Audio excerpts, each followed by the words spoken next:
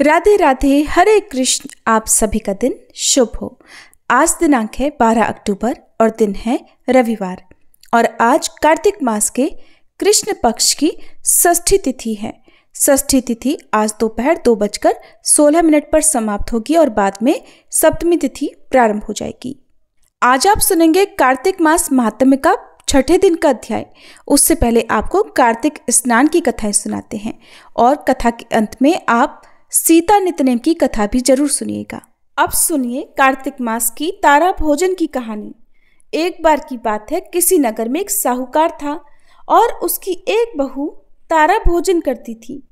एक दिन उसने अपनी सास को कहानी सुनाने को कहा तो सास ने मना कर दिया और बोली कि मुझे अभी अपनी पूजा करनी है। उसने फिर अपनी जिठानी से कहा कि दीदी आप मेरी कहानी सुन लो। उसने भी मना करते हुए कहा कि मुझे तो अभी भोजन बनाना है। फिर उसने अपनी देवरानी से कहानी सुनने को कहा। उसने भी बहाना बना दिया कि मुझे बच्चों को देखना है। तब उसने फिर अपनी ननद को कहानी सुनने के लिए कहा। उसने भी मना कर दिया। बोली कि मेरी ससुराल से मेरा बुलावा आ गया है और मुझे जाने की तैयारियां करनी है। अब वह राजा के पास भी गई। बोली कि महाराज आप ही मेरी कहानी सुन लो। तो राजा ने कहा मुझे तो व्यापार देखना है, कहानी सुनने का समय नहीं है मेरे पास। अब तो वह अपनी पड़ोसन के पास गई और जाकर उससे बोली कि आप ही मेरी कहानी सुन लो। पड़ोसन कहानी सुनने के लिए तैयार हो गई। तब उसने कहानी कही। पड़ोसन ने खूब ध्यान से कहानी सुनी और हुंकारा भरा। इस तरह पूरा कार्तिक मास बीत गया और फिर भगवान विमान लेकर आए। जब बहू विमान में बैठकर जाने लगी तो सास दौड़ी दौड़ी आई और बोली मैं भी तेरे साथ चलूंगी। तो वह बोली माँ जी आप अपनी पूजा पाठ करो। जिठानी आई तो बोली मुझको भी लेकर चलो। बहू बोली आपको तो भोजन बनाना है, आप जाकर भोजन बनाओ। देवरानी दौड़ी दौड़ी आई, बोली मैं चलूं। बहू बोली नहीं, आपको तो अपने बच्चों की देखभाल करनी है, तुम भला कैसे चलोगी। ननद आई, बोली भाभी मैं चलूं। उसने कहा दीदी आपको तो ससुराल जाने की तैयारी करनी है। अब दौड़े दौड़े राजा भी आए, बोले मैं चलूं। वह बोली नहीं, आपको तो कारोबार संभालना है, आपके पास तो समय ही नहीं है चलने का, आप भला कैसे चलोगे। पड़ोसन ने सुना तो वो भी आई, बोली बहन मैं चलूं। तब वह बोली हाँ बहन तुम चलो मेरे साथ, क्योंकि तुमने पूरा कार्तिक मेरी कहानी सुनी है। तब वे दोनों विमान में बैठकर स्वर्ग को जाने लगी।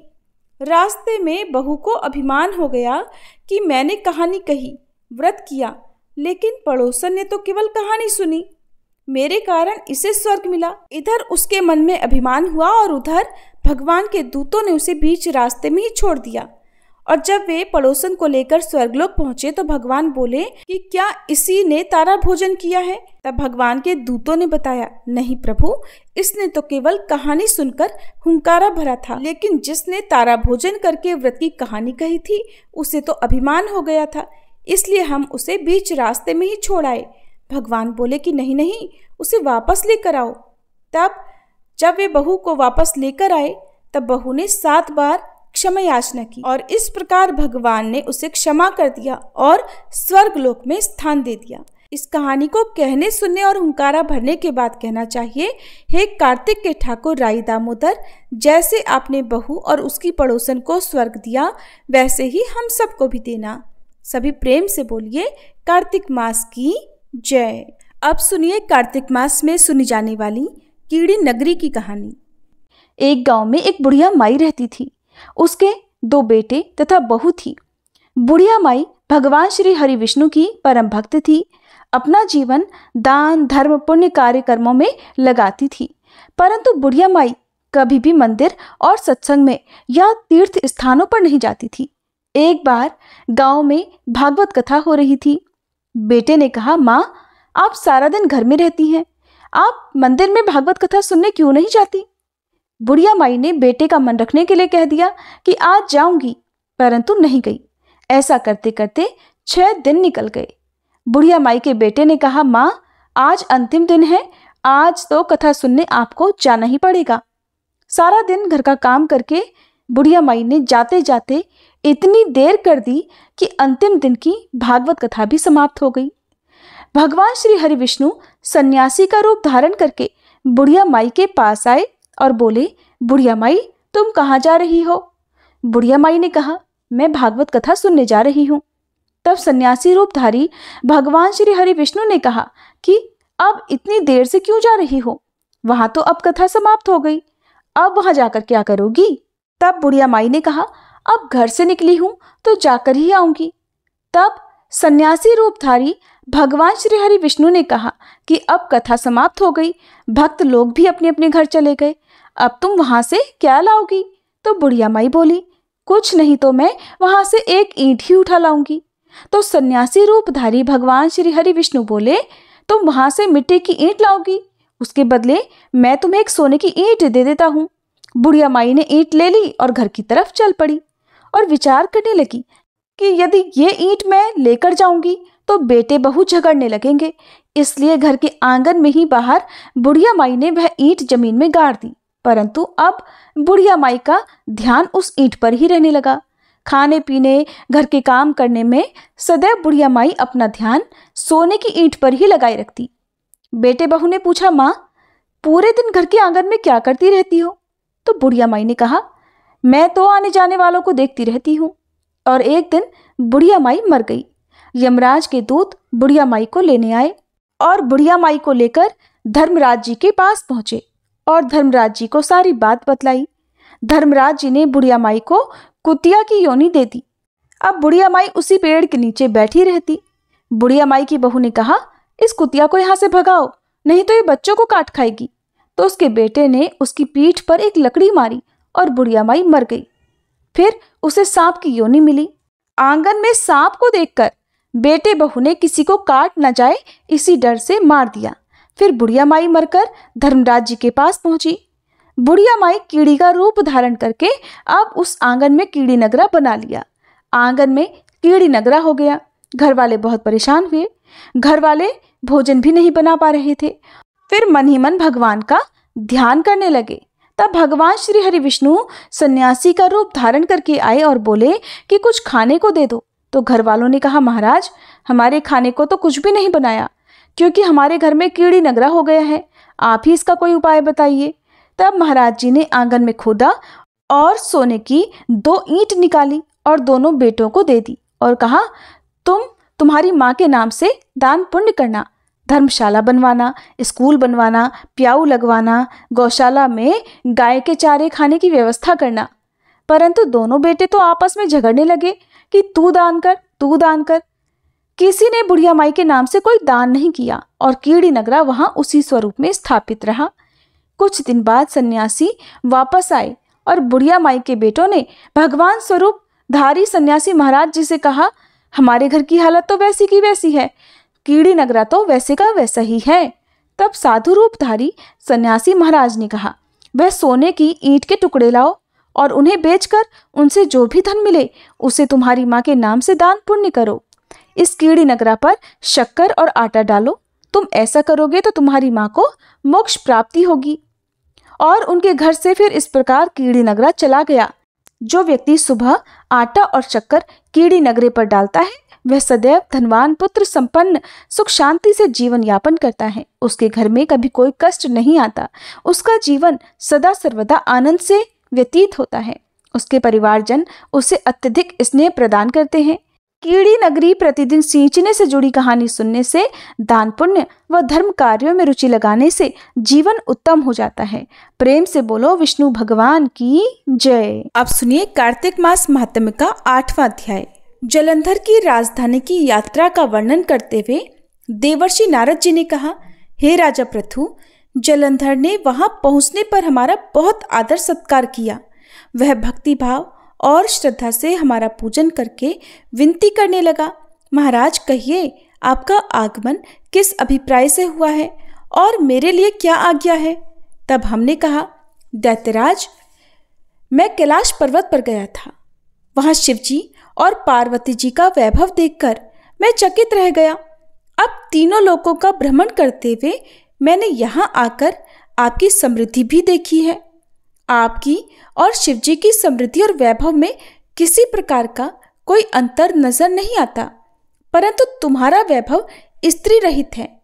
कामदेव के शत्रु, शरीर पर भस्म लेपन करने वाले वीतरागी शिवजी के पास स्त्री रत्न के रूप में पार्वती जी हैं। यद्यपि तुम्हारे पास भी अनेक सुंदर स्त्रियां हैं, परंतु उनमें से एक भी ऐसी नहीं जिसकी तुलना पार्वती जी से की जा सके। इसलिए आपका सुंदर स्त्री से रहित ये अधूरा वैभव देखकर यही निश्चित हुआ कि शिवजी के समान सारे ब्रह्मांड में किसी का वैभव ही नहीं। उनके पास पार्वती के रूप में ऐसी अनुपम स्त्री है जिसको देखकर ब्रह्मा जी ने अनेक अप्सराएं रची, परंतु एक भी पार्वती जी के समान नहीं बन सकी। नारद जी ने आगे राजा पृथु से कहा, हे राजन, मैं तो बस केवल इतनी ही बात कहकर वहां से चला आया, परंतु पार्वती जी की अपूर्व सुंदरता की बात सुनकर जलंधर कामदेव के ज्वर से पीड़ित हो गया और उसने उसी समय राहु को बुलाकर कहा कि तुम अभी अभी कैलाश पर्वत पर जाओ और जाकर शिव जी को हमारी आज्ञा सुनाओ। तुम शिव जी से कहना कि त्रिलोकी के राजा अति पराक्रमी जलंधर ने आज्ञा दी है कि 3 लोक के नाथ और सब रत्नों के स्वामी जलंधर के होते हुए तुम शमशानवासी तथा नरमुंडों की माला धारण करने वाले जटाजूटधारी अवधूत के पास पार्वती जैसी परम सुंदर स्त्री बिल्कुल शोभा नहीं देती। तीनों लोकों का स्वामी होने के कारण सभी रत्नों पर केवल और केवल मेरा अधिकार है। क्योंकि पार्वती स्त्री रूप में रत्न है, अतः वह मेरे पास ही शोभित हो सकती हैं। दैत्यराज जलंधर की आज्ञा पाकर राहु उसी समय चंद्रमा के समान उज्ज्वल कैलाश पर्वत पर जा पहुंचा और अपनी भयानक दृष्टि से दैदीप्यमान कैलाश पर्वत को काला कर दिया। तब भगवान शिव के द्वारपाल नंदी द्वारा शिवजी के सम्मुख उपस्थित किए जाने पर राहु ने दैत्यराज जलंधर की यह सारी आज्ञा सुना दी। राहु की बात सुनते ही भगवान शिव की दोनों भ्रकुटियां कमान के समान तन गई। उनकी भौं से एक अति भयंकर पुरुष उत्पन्न हुआ जो सिंह के समान मुंह वाला था।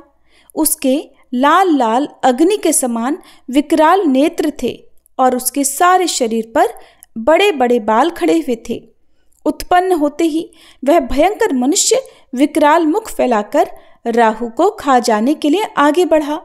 अब तो राहु भयभीत होकर कहने लगा, हे देवों के देव महादेव जी, एक तो मैं ब्राह्मण हूँ, दूसरे दूत के रूप में आया हूँ, अतः आप कृपा करके मुझे मत मारिए। राहु की यह बात सुनकर भगवान शंकर ने उसको आकाश में फेंक दिया। तब वह भयंकर पुरुष शिव जी के पास आया और अत्यंत विनीत स्वर में बोला, हे प्रभु, मैं भूखा हूँ, कृपा करके मुझे कुछ खाने को दीजिए। तब शिव जी ने कहा, तुम अपने हाथ पैरों को खाओ। शिव जी की आज्ञा पाते ही वह अपने हाथ और पैरों सहित सारे धड़ को खा गया। जब केवल मुंह ही शेष बचा, तब भगवान शंकर ने प्रसन्न होकर कहा, तुमने मेरी आज्ञा का पालन किया है, इसलिए तुम्हारा नाम कीर्तिमुख प्रसिद्ध होगा और आज से मैं तुम्हें अपना द्वारपाल नियुक्त करता हूँ। पहले तुम्हारी पूजा होगी और उसके बाद में हमारी। तुम्हारी पूजा के बिना हमारी पूजा निष्फल ही रहेगी। उधर शिवजी द्वारा आकाश में फेंका गया राहु बर्बर देश में जाकर गिरा। राहु की ऐसी दशा सुनकर जलंधर को अत्यधिक क्रोध आया और शिवजी से लड़ने हेतु वह दैत्यों की 1 करोड़ सेना लेकर अपने पुर से बाहर निकला।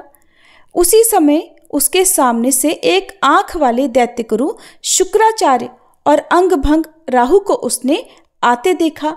इसके अतिरिक्त और भी अनेक अपशकुन हुए, परंतु उन्हें देखकर भी वो रुका नहीं। वह अपार दैत्य सेना सारे आकाश में बादलों की तरह छा गई। जब देवताओं ने दैत्यराज जलंधर को अपार सेना सहित कैलाश पर्वत पर चढ़ाई करते देखा तो चुपचाप इसकी सूचना शिवजी को दे दी। सूचना पाते ही शिवजी महाराज ने भगवान विष्णु का स्मरण किया और भगवान विष्णु स्मरण करते ही सामने उपस्थित हो गए। भगवान शिव ने भगवान श्री विष्णु से कहा, हे नारायण, देवताओं को पीड़ा देने वाले इस महादैत्य को आपने क्यों नहीं मारा? और इतना ही नहीं, आप स्वयं श्री लक्ष्मी सहित उसके घर में विराजमान हो गए आखिर इसका क्या कारण है? तब श्री विष्णु भगवान ने उत्तर दिया, हे शिव जी, यह महादैत्य आपके अंश से उत्पन्न हुआ है और लक्ष्मी जी का भाई है। इसी कारण हमने उसको नहीं मारा। अस्तु ये महादैत्य आपके ही हाथों मारा जाएगा। भगवान विष्णु की यह बात सुनकर शिवजी ने कहा, ये तेजस्वी दैत्य हमसे भी ऐसे नहीं मारा जाएगा, अतएव इसको मारने के लिए आप अपना तेज देने की कृपा कीजिए। शिव जी के ऐसे वचन सुनकर श्री विष्णु भगवान सहित समस्त देवताओं ने अपना अपना तेज शिव जी को प्रदान कर दिया। इसके बाद शिवजी महाराज उस तेज को इकट्ठा करके ज्वालामाली सुदर्शन चक्र और एक वज्र बनाकर जलंधर से युद्ध करने के लिए तैयार हुए। शिवजी के भूतगणों की सेना में समस्त देवतागण भी सम्मिलित हो गए। उधर जलंधर अपनी सेना सहित कैलाश के समीप जा पहुंचा और इधर कीर्तिमुख और नंदी सहित समस्त गण तथा देवताओं की सेना भी युद्ध के मैदान में आ डटी।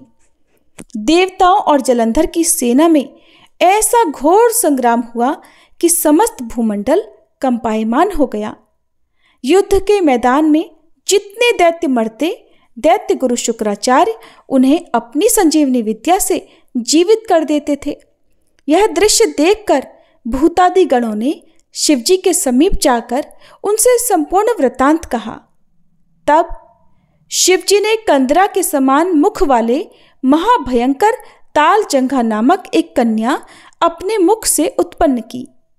वह कन्या हुंकार मारकर दैत्यों को अपने मुख में डालते हुए श्री शुक्राचार्य जी को उठाकर आलोप हो गई। तब शिवगण निर्भय होकर दैत्य सेना को बुरी तरह मारने लगे। गणों की इस मार से व्याकुल होकर दैत्य सेना भाग खड़ी हुई। दैत्य सेना को इस प्रकार भागते देखकर जलंधर के सेनापति शुंभ, निशुंभ और कालनेमी ने आगे बढ़कर देव सेना पर प्रत्याक्रमण कर दिया। जब देव सेना दैत्यों की मार से विचलित हो उठी, तब गणेश जी और शुंभ में घोर संग्राम हुआ। दैत्यों को पराजित होते देख जलंधर स्वयं युद्ध क्षेत्र में आया। उसे देखकर वीरभद्र ने जलंधर पर अनेक प्रहार कर दिए। तब जलंधर ने भी क्रोधित होकर अपना परिघ उस पर दे मारा और उसके रथ की ध्वजा काट दी। फिर उसने देवसेना पर भयंकर बाणों की वर्षा करके देवसेना में भगदड़ मचा दी। अपनी सेना की ये दशा देखकर स्वयं शिवजी नंदी पर सवार होकर युद्ध क्षेत्र में आए और उन्होंने तीव्र बाणों की वर्षा आरंभ कर दी। शिवजी के प्रहारों से दैत्य सेना इस प्रकार भागने लगी जैसे कार्तिक मास के व्रत से पाप समूह भाग जाते हैं। उसी समय शिवजी ने अपने बाणों से खड्गरोमा का सिर काटकर पृथ्वी पर गिरा दिया। इसके पश्चात जैसे ही जलंधर आगे बढ़ा, शिवजी ने उसके रथ के घोड़ों तथा सारथी को मार गिराया। तब जलंधर खड्ग हाथ में लेकर पैदल ही शिवजी की ओर दौड़ा।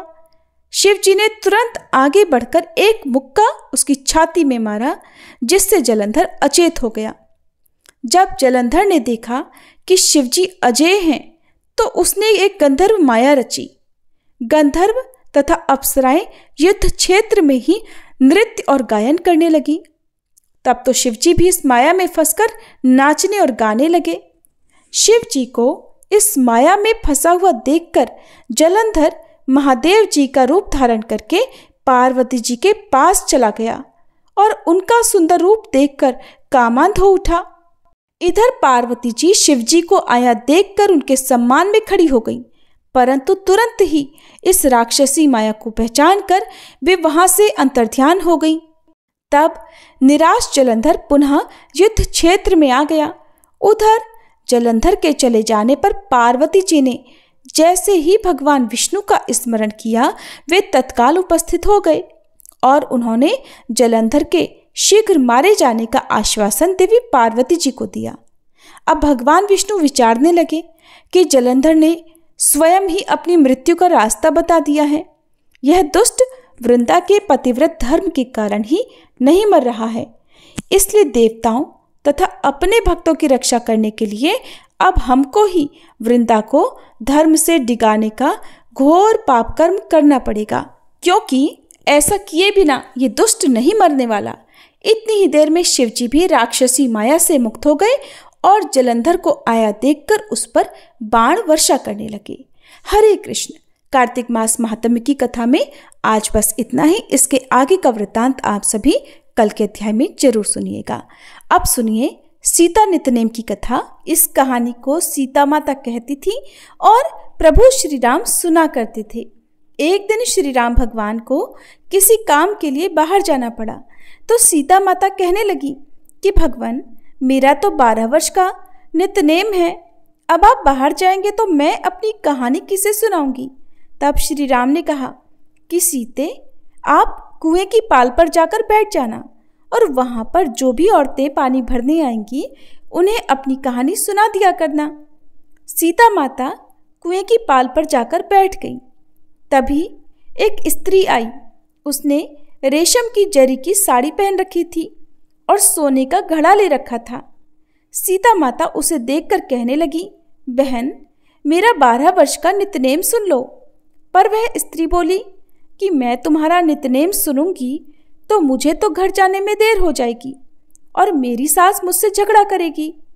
इसलिए उसने कहानी नहीं सुनी और अपने घर चली गई। लेकिन उसके घर जाते ही उसकी रेशम जरी की साड़ी फट गई।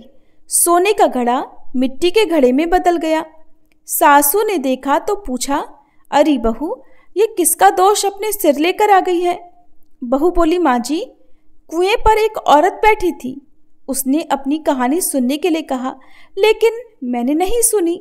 शायद उसी का ये फल मुझे मिला है। बहू की बात सुनकर अगले दिन वही साड़ी और वही घड़ा लेकर सास कुएं की पाल पर गई। सास को वहीं पर सीता माता बैठी मिली तो माता सीता ने कहा, बहन, मेरी कहानी सुन लीजिए। सासू बोली, एक बार छोड़, मैं तो 4 बार कहानी सुन लूंगी। तब सीता माता बोली, राम आए लक्ष्मण आए, देश के पुजारी आए, नित नेम का नेम लाए, आओ राम बैठो राम, तपी रसोई जीमो राम, माखन मिश्री खाओ राम, दूध पताशा पियो राम, सूत के पलका मोठो राम, शाल दुशाला पोठो राम, शाल दुशाला ओढ़ो राम। जब बोलूं राम ही राम, राम सवारे सबके काम, खाली घर भंडार भरेंगे, सबका बेड़ा पार करेंगे। श्री राम जय जय राम। सासू बोली, बहन, कहानी तो बहुत अच्छी लगी। फिर कहानी सुनकर सासू घर चली गई और उसकी साड़ी फिर से रेशम जरी की बन गई। मिट्टी का घड़ा भी फिर वापस से सोने के घड़े में बदल गया। बहू ने देखा तो कहने लगी, सासू माँ, आपने ये सब कैसे किया। सासू बोली, बहू, तू दोष लगा कर आई थी और मैं अब दोष उतार कर आ रही हूँ। बहू ने पूछा कि माँ जी, वह कुएं वाली स्त्री कौन है। सासू ने बताया कि वह तो सीता माता थी। वो पुराने से नया कर देती हैं, खाली घर में भंडार भर देती हैं। वह लक्ष्मी जी का वास घर में कर देती हैं और मनुष्य की जो भी इच्छा हो उसे पूर्ण कर देती हैं। बहू बोली, माँ जी, फिर तो ऐसी कहानी मुझे भी सुना दो। सास बोली कि ठीक है, तुम भी सुनो। फिर सास ने कहानी शुरू की। राम आए लक्ष्मण आए, देश के पुजारी आए, नित नेम का नेम लाए, आओ राम बैठो राम, तपी रसोई जीमो राम, माखन मिश्री खाओ राम, दूध बताशा पियो राम, सूत के पलका मोठो राम, शाल दुशाला पोठो राम, शाल दुशाला ओढ़ो राम। जब बोलूं राम ही राम, राम सवारे सबके काम, खाली घर भंडार भरेंगे, सबका बेड़ा पार करेंगे। बोलो श्री राम जय जय राम। कहानी सुनकर बहू बोली, माँ जी, कहानी तो बहुत अच्छी है। सासू ने कहा, ठीक है, अब से हम इस कहानी को रोज किया करेंगे। अब सास बहू रोज सवेरे उठती, नहाती धोती और पूजा करने के बाद नित नेम की सीता माता की कहानी कहती। एक दिन की बात है, उनके यहाँ पड़ोस की एक औरत आई और बोली कि बहन, जरा सी आँच तो देना। तो बहू बोली कि आँच तो अभी हमने जलाई ही नहीं। पड़ोसन बोली, तो फिर तुम सुबह 4 बजे से उठकर क्या कर रही हो। तो उन्होंने कहा कि हम तो सुबह सुबह उठकर पूजा करते हैं, फिर सीता माता की नित्यनेम की कहानी कहते हैं। पड़ोसन ने उनकी बात सुनकर फिर कहा कि सीता माता की कहानी कहने से तुम्हें क्या मिला? तब वे दोनों बोली कि सीता माता की कहानी कहने से घर में भंडार भर जाते हैं, सारे काम पूर्ण हो जाते हैं, मन की इच्छा भी पूरी होती है।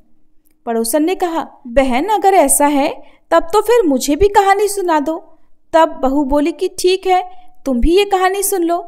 राम आए लक्ष्मण आए, देश के पुजारी आए, नित नेम का नेम लाए। आओ राम बैठो राम, तपी रसोई जीमो राम, माखन मिश्री खाओ राम, दूध बताशा पियो राम, सूत के पल का मोठो राम, शाल दुशाला पोठो राम, शाल दुशाला ओढ़ो राम। जब बोलू राम ही राम, राम सवारे सबके काम, खाली घर भंडार भरेंगे, सबका बेड़ा पार करेंगे, श्री राम जय जय राम। पड़ोसन ने इस कहानी को सुना तो कहने लगी, बहन कहानी तो बहुत अच्छी लगी। अब वह पड़ोसन भी नित्यनेम सीता माता की कहानी कहने लगी। कहानी कहने से सीता माता ने पड़ोसन के भी धन के भंडार भर दिए। देखते ही देखते अब तो पूरे मोहल्ले में नित्यनेम की कथा चल पड़ी और हर किसी की मनोकामना पूर्ण होने लगी। हे सीता माता, जैसे आपने उन सभी के भंडार भरे वैसे ही हमारे भी भरना। कहानी कहने वाले, सुनने वाले और हुंकार भरने वाले सबके भरना। सभी प्रेम से बोलिए सीता मैया की जय। अब आपको सुनाते हैं ठाकुर जी के एक भक्त की कहानी। आपको ये कथाएं हर दिन हम नियम से इसलिए सुनाते हैं ताकि आप अपने कीमती समय में से थोड़ा सा समय निकालकर कम से कम कार्तिक मास में तो प्रभु की भक्ति में लीन हो सके। इसीलिए कभी कभी इन कथाओं की अवधि लंबी हो जाती है, तो आप धैर्य रखकर अगर हो सके तो सुबह पूजा करते समय इन कथाओं को पूरा सुन लिया करें। नहीं तो दिन में जब भी आपके पास समय हो उस समय आप बाकी बची हुई कथाओं को सुन सकते हैं। तब तक आप केवल कार्तिक मास महात्म्य तक की कथाएं सुनकर फिर सबसे अंत में आरती सुन सकते हैं। ठाकुर सिलपिल्ले भगवान की एक भक्त थी राजकन्या। राजकन्या जिसका नाम चंद्रलेखा था, रहती तो राजमहल में थी, लेकिन हर प्रकार के विषय सुखों से उन्हें पूर्ण वैराग्य हो गया था।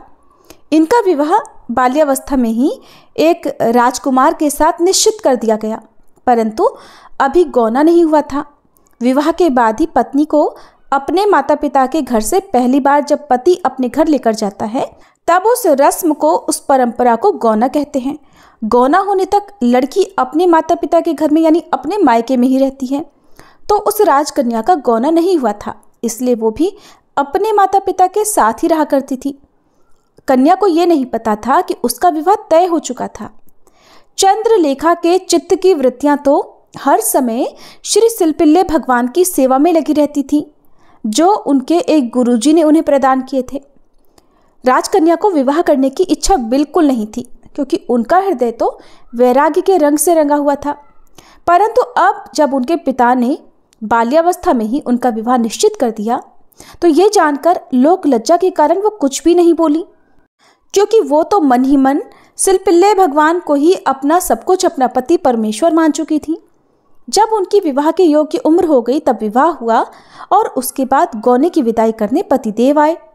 अब विधाता का विधान देखिए, जिस युवक से राजकन्या का विवाह हुआ वो और उसके परिवार के सभी लोग भक्ति से विमुख थे, कोई पूजा पाठ नहीं करते थे। राजा की बेटी थी तो गुप्तचरों से उसे पता चल गया कि ये लड़का और उसके घर वाले सभी भक्ति विमुख हैं। किसी के मन में ठाकुर जी के प्रति न तो सम्मान है न भक्ति है। अब विवाह और गौना हो चुका था, इसलिए घर वालों ने राजकन्या चंद्रलेखा को अपने पति के साथ विदा कर दिया। अपने ठाकुर जी को उन्होंने जिस पिटारी में रखा था उसे हृदय से लगाए हुए चंद्रलेखा जी अपने पतिदेव के साथ ससुराल को जाने लगी। रास्ते में उनका पति उनके पास आया और वार्तालाप करके पति ने उनसे प्रेम करना चाहा, लेकिन राजकुमारी ने देखा कि ना तो इनके गले में तुलसी की माला है, न मुख में हरि नाम है, न कोई भक्ति के लक्षण दिख रहे हैं। हृदय में सोचने लगी, हे प्रभु, हे ठाकुर जी, ये कैसे विमुख का संग हमें मिल गया। इस विषयी पुरुष का संग करने से, नास्तिक का संग करने से तो भक्ति की हानि होगी। तब चंद्रलेखा जी ने अपने पतिदेव से कहा, नहीं, हमारा स्पर्श मत करना।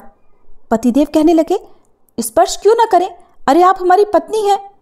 तब चंद्रलेखा ने कहा कि मैं रोगी हूँ मेरे हृदय में एक ऐसा रोग है, अगर आपको लग गया तो आप किसी काम के नहीं रहोगे। मुझे छूना नहीं, नहीं तो ये रोग तुम्हें भी लग जाएगा। अब उनके पतिदेव ने हैरान होकर पूछा कि ऐसा कौन सा रोग है आपको जिस कारण हम आपको स्पर्श भी नहीं कर सकते। तब चंद्रलेखा ने कहा कि यदि आपको मुझसे बात करनी है तो पहले अपने हृदय में भगवत भक्ति की चाहना करो, किसी संत का आश्रय लेकर भजन करो। जो भगवान और संत से विमुख है, मैं उसका स्पर्श कभी नहीं करूंगी। पतिदेव ने ठीक से देखा तो चंद्रलेखा जी के हृदय से लगी पिटारी दिखाई पड़ी और उस पिटारी में विराजमान थे उनके सिलपिल्ले भगवान। पतिदेव ने सोचा कि लगता है इस पिटारी में ही कोई जादू है, और जब तक ये पिटारी इनके हृदय से लगी रहेगी तब तक हमें हृदय से ये कैसे लगने नहीं देंगी। इसका मन पूजा पाठ की पिटारी में लगा है, इस पिटारी को ही लेकर इनसे अलग कर देना चाहिए। यात्रा के दौरान इधर थकान हो गई थी। चंद्रलेखा जी को थकान के मारे थोड़ी देर निद्रा आ गई और अवसर पाकर उनके पतिदेव ने उस पिटारी को चुराकर नदी में फेंक दिया। चंद्रलेखा जब नींद से जागी तो जागने पर सबसे पहले उन्होंने ठाकुर जी को देखा तो ठाकुर जी तो पिटारी सहित गायब थे। बहुत ढूंढा, इधर उधर सारे कोनों में, रास्तों में, सब तरफ ढूंढा, लेकिन सिलपिल्ले भगवान कहीं नहीं मिले। पहले ही चंद्रलेखा को भक्ति से विमुख पति मिलने का बड़ा दुख था और अब जिनका एकमात्र आसरा था वो ठाकुर जी भी कहीं नहीं दिखाई दिए। चंद्रलेखा ने तो मारे वियोग के अन्न जल का त्याग कर दिया और कहने लगी, जब तक मेरे सिलपिल्ले ठाकुर नहीं मिल जाते मैं तब तक अन्न जल ग्रहण नहीं करूंगी। उनके पति ने उन्हें तरह तरह से प्रसन्न करना चाहा, बहुत समझाया, लेकिन जिनके सर्वस्व, जिनके ठाकुर जी, जिनका सब कुछ जिनसे छीन लिए गए हों, फिर भला वो प्रसन्न कैसे रह सकते हैं। व्याकुल होकर चंद्रलेखा जी रोने लगी। रोते रोते ही वो अपने पतिदेव के घर पहुंची। उनकी ऐसी हालत देखकर सासू ने पूछा कि ये क्यों रो रही है और बार बार तड़प तड़प कर भगवान का नाम क्यों ले रही है। पतिदेव ने बताया, माँ जी, रास्ते में जब मैंने इन्हें स्पर्श करने की कोशिश की तब इन्होंने कहा कि भगवान से विमुख व्यक्ति का स्पर्श हमें पसंद नहीं, और यदि मुझे स्पर्श करना है तो पहले अपने हृदय में भगवान की भक्ति धारण करो। मैंने सोचा कि इसने जो भगवान की पिटारी अपने हृदय से लगा रखी है यही इस मुसीबत की जड़ है, और मैंने अवसर पाकर उस पिटारी को नदी में फेंक दिया और ये सोचा कि अब मेरी पत्नी मुझसे प्रेमपूर्ण बातें करेगी, लेकिन हुआ बिल्कुल उल्टा। तब चंद्रलेखा की सास ने कहा कि बहुरानी, हम तुम्हारे लिए अच्छे नए ठाकुर बनवा देंगे, जैसे तुम्हें चाहिए बिल्कुल वैसे ही बनवा देंगे। परंतु चंद्रलेखा ने कहा कि नहीं, मुझे तो बस मेरे सिलपिल्ले ठाकुर ही चाहिए जिनकी मैं सेवा किया करती थी। सास ने बहुत समझाया और अपने हाथ से नई नवेली दुल्हन को भोजन कराने लगी, परंतु खाने की तो क्या बात, उसे उन लोगों से बोलना भी अच्छा नहीं लग रहा था। चंद्रलेखा उच्च कोटि की भक्ता थी। उन्होंने कभी भी अपनी सास से नहीं कहा कि ये सब अनर्थ मेरे पतिदेव के कारण हुआ है, बल्कि वो तो यही कहती रही कि मुझसे ही कोई अपराध हो गया होगा, इसलिए प्रभु मुझे छोड़कर चले गए। जैसे राजा दशरथ ने कैकेयी को कभी दोष नहीं दिया, उन्होंने हमेशा यही कहा कि मेरे पूर्व के किसी पाप के कारण सीताराम जी से वियोग हुआ है, इसमें कैकेयी का कोई दोष नहीं। और सच्चे भक्त की यही तो पहचान होती है कि वो कभी किसी पर दोषारोपण नहीं करते। चंद्रलेखा की सासू ने सोचा कि इसने तो अन्न जल त्याग दिया है, और यदि ये मर गई तो फिर हम इसके घर वालों को भला क्या जवाब देंगे। तब ससुराल वालों ने कहा कि हम सब तेरे पांव पड़ते हैं, अब तू जैसा चाहेगी, जैसा कहेगी हम वैसा ही करेंगे। चंद्रलेखा जी ने कहा, ठीक है, तो फिर आप हमें वहीं लेकर चलो जहां पर मेरे प्राण प्यारे सिलपिल्ले भगवान को नदी में मेरे पतिदेव डालकर आए थे। अब घरवाले चंद्रलेखा जी को लेकर नदी किनारे गए जहां जल में पिटारी फेंकी गई थी। पतिदेव ने कहा कि यही वो जगह है जहां उस पिटारी को हमने फेंका था। अपने सिलपिल्ले भगवान को याद करते ही चंद्रलेखा जी को तो मानो चक्कर सा आ गया और वह मूर्छित होकर धरती पर ही गिर पड़ी। किसी तरह मूर्छा दूर हुई और उनके नेत्रों से आंसुधारा बहने लगी और वह बड़े दुखी स्वर से अपने प्राणनाथ सिलपिल्ले भगवान को पुकारने लगी। सोचने लगी कि मैं जिनकी सेवा इतने प्रेम से करती थी, जिनका मैं इतना ख्याल रखती थी, वो पानी में फेंक दिए गए हैं। न जाने वो किस हाल में होंगे। हाँ मेरे सिलपिल्ले भगवान, हाँ मेरे ठाकुर जी, इस तरह से चंद्रलेखा जी बार बार करुण विलाप करने लगी। अब भगवान तो हमेशा अपने भक्तों के वश में रहते हैं। सच्चे भक्त भला पुकारे और भगवान ना आए, ऐसा तो हो ही नहीं सकता। जिस तरह आसपास चुंबक होने पर लोहा उसकी ओर खींचा चला जाता है, ठीक वैसे ही भक्तिवश भगवान भी चंद्रलेखा जी की ओर खींचे चले आए। भक्ता चंद्रलेखा की दीन पुकार सुनते ही पानी में से निकलकर सिलपिल्ले भगवान दौड़कर उनके हृदय से आ लगे और उनके साथ साथ ही वो पिटारी भी आ गई। उस भक्ता के पतिदेव, सास और ससुर, उन सब ने जब ऐसा चमत्कार देखा, देखकर वे तो बड़े आश्चर्यचकित रह गए और फिर वे बड़े प्रभावित भी हुए। उन भक्ता ने अपनी भक्ति से उन सब भगवान से विमुख लोगों को भगवान का ही भक्त बना दिया। अब वे सभी कहने लगे कि हम सबके तो भाग्य जग गए जो ऐसी बहू घर पर आई। अब वे सभी भगवान और संतों की सेवा में लग गए। इस तरह किसी भी प्रकार क्यों ना हो, एक भक्त के संग से सारा परिवार भगवान की भक्ति में लगकर अंत में भवसागर से तर गया। प्रेम से बोलिए सिलपिल्ले भगवान की जय। राजकन्या चंद्रलेखा जी की जय। सनातन धर्म में तुलसी को अत्यंत पूजनीय माना जाता है। जिस घर के आंगन में तुलसी होती है वहां कभी कोई कष्ट नहीं आता और माँ तुलसी के नाम के उच्चारण मात्र से ही भगवान विष्णु प्रसन्न हो जाते हैं। तुलसी जी में जल चढ़ाने से घर में सुख समृद्धि आती है तथा हर प्रकार के रोग शोक आदि व्याधि से मुक्ति मिल जाती है। तुलसी जी की पूजा करते समय श्री तुलसी स्तोत्र का पाठ जरूर करना चाहिए। ऐसा करने से माता तुलसी जल्द प्रसन्न होती हैं और माता तुलसी जी की पूजा का भक्तों को 2 गुना फल मिलता है। तो प्रिय श्रोताओं, अब आपको पुंडरीकृत तुलसी स्तोत्र का हिंदी अनुवाद सुना रहे हैं। आप सब भी मन में श्रद्धा रखकर तुलसी स्तोत्र का हिंदी अनुवाद सुनिए। देवी तुलसी माँ को मेरा प्रणाम है, मैं आपको नमन करता हूँ। हे विश्व की पालक, आप श्री हरि की परम प्रिय हैं। हे देवी, आपकी शक्ति के कारण ब्रह्मा से लेकर सभी देवता इस संपूर्ण संसार को बनाए रखने और उसका अंत करने में सक्षम है। इसका अर्थ है कि आपके कारण ही ब्रह्मा जी के साथ अन्य देवतागण सृष्टि के निर्माण, उसके पालन पोषण और विनाश में लगे हुए हैं। देवी तुलसी जी, आपको मेरा प्रणाम है। जो जीवन में कल्याण लाती हैं, उन देवी तुलसी को नमस्कार है। जो श्री विष्णु जी की प्रिय हैं और जो शुभ है, मुक्ति प्रदान करने वाली और समृद्धि प्रदान करने वाली देवी तुलसी को नमस्कार है। देवी तुलसी को नमस्कार है। हे देवी, कृपया मुझे सभी प्रकार के दुर्भाग्य और विपत्तियों से बचाए रखना। हे देवी, आपकी महिमा का वर्णन करना, यहाँ तक कि आपका स्मरण मात्र ही मनुष्य को पवित्र बना देता है। देवी तुलसी जी को प्रणाम। मैं देवी तुलसी को पूरी श्रद्धा के साथ प्रणाम करता हूँ, जो देवियों में सबसे प्रमुख है और जिनका तेजोमय रूप है, जिसे देखकर इस नश्वर संसार के सभी पापी अपने पापों से मुक्त हो जाते हैं। देवी तुलसी को मेरा प्रणाम है। इस पूरे विश्व को देवी तुलसी जी ने संरक्षित किया है, जिसमें गतिमान और अचल दोनों प्राणी शामिल हैं। देवी पापी व्यक्ति के सभी पापों को नष्ट कर देती हैं।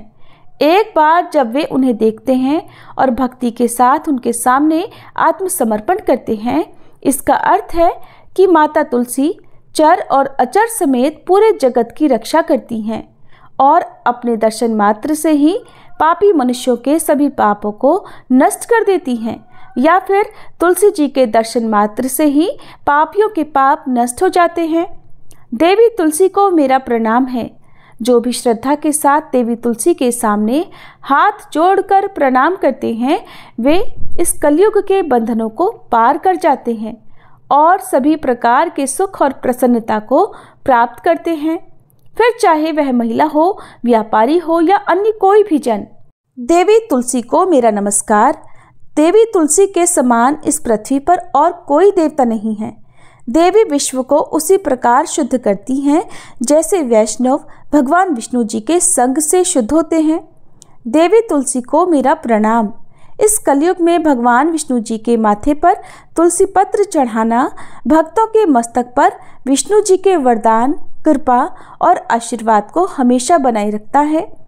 इसका अर्थ है कि जो भी व्यक्ति इस कलयुग में भगवान श्री विष्णु जी के मस्तक पर तुलसी जी को अर्पित करता है, उसके ऊपर हमेशा भगवान विष्णु जी का आशीर्वाद बना रहता है। देवी तुलसी को नमस्कार है। तुलसी जी में हमेशा सभी देवी देवताओं का वास रहता है, इसलिए इस संसार में तुलसी जी की पूजा करना सभी देवी देवताओं की पूजा के समान है। इसका अर्थ है कि तुलसी जी की पूजा से सभी देवों की पूजा संपन्न हो जाती है। देवी तुलसी को मेरा नमस्कार है। आप सब कुछ जानने वाली हैं और भगवान विष्णु जी के प्रिय हैं। अपने भक्तों को आप सभी प्रकार की समृद्धि प्रदान करती हैं। देवी कृपया मुझे सभी प्रकार के पापों से बचाएं। हे देवी तुलसी जी को नमस्कार है। पहले के समय में यह भजन बुद्धिमान पुंडरीक के द्वारा हर रोज भगवान श्री विष्णु जी की पूजा करते हुए उन्हें तुलसी के पत्तों से अलंकृत करते हुए गाया जाता था। देवी तुलसी जी को नमस्कार है, जिनके 16 नाम हैं तुलसी, श्री, महालक्ष्मी, विद्या, अविद्या, यशस्विनी, धर्म का अवतार यानी धर्मिया, धर्मानना, देवी, देवी देव मनः प्रिया यानी देवियों और देवों को प्रिय, लक्ष्मी जी की प्रिय सखी, देवी, स्वर्ग, भूमि यानी पृथ्वी, अचला यानी स्थिर, चला यानी अस्थिर। देवी तुलसी के इन 16 नामों का भक्तगण पाठ करते हैं या महिमा गाते हैं। देवी के 16 नामों का पाठ करने वाले भक्त आसानी से श्री हरि की भक्ति प्राप्त कर लेते हैं और अंत में भगवान विष्णु जी के चरण कमलों में स्थान प्राप्त करते हैं, जिन्हें माँ तुलसी, पृथ्वी, महालक्ष्मी, कमल की स्वामिनी और श्री हरि की प्रिया के नाम से भी जाना जाता है। देवी तुलसी को मेरा नमस्कार है। देवी तुलसी की सखी तुलसी जी शुभ प्रदान करती हैं, पापों को दूर करती हैं और सभी को पवित्र बनाती हैं, पुण्य प्रदान करती हैं। आपको प्रणाम है। देवी तुलसी जिनकी प्रशंसा देवर्षि नारद द्वारा की जाती है और श्री नारायण के प्रिय हैं, उन देवी तुलसी को हम सबका बारंबार प्रणाम है। श्री तुलसी चालीसा पाठ। जय जय तुलसी भगवती सत्यवती सुखदानी, नमो नमो हरि प्रेयसी श्री वृंदा गुणखानी, श्री हरि शीश विरजनी देहु अमर वर अम्ब, जनहित है वृंदावनी अब न करहु विलंब।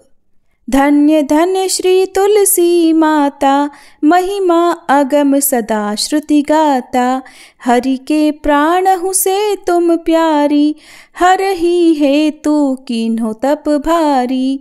जब प्रसन्न है दर्शन दीन हो, तब कर जोरी विनय उस कीन्हो। हे भगवंत कंत मम होहु, दीन जानी जनि छाड़हु छोहु। सुनी लक्ष्मी तुलसी की बानी, दीन हो श्राप कध पर आनी। उस अयोग्य वर मांगन हारी, हो विटप तुम जड़ तनुधारी। सुनी तुलसी ही श्रप्यो तेहि ठामा, करहु वास तुहु नीचन धामा।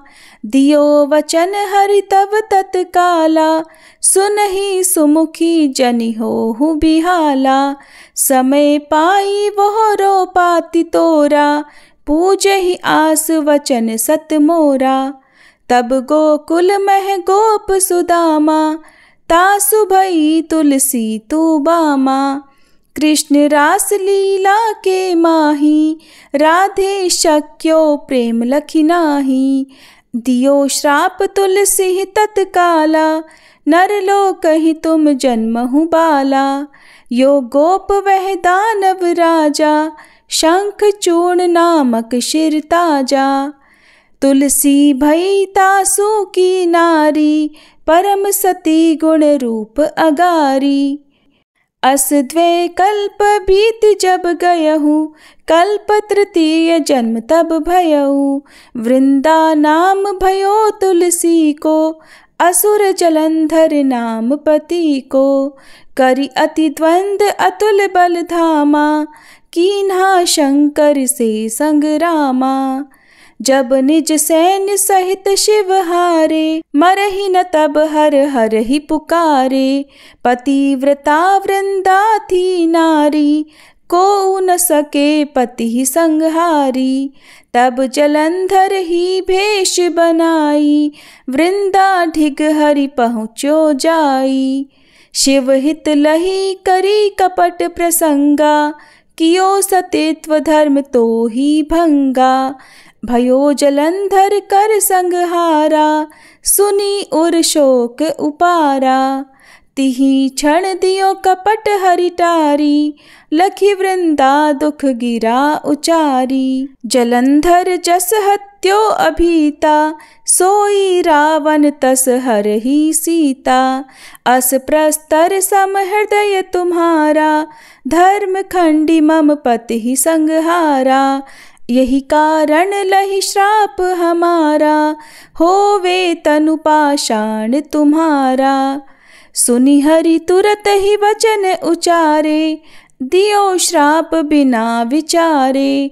लख्यो ना निज कर तूति पति को, छलन चाहियो जब पार्वती को। जड़ मति तुह अस हो जड़ रूपा, जग में तुलसी विटप अनूपा।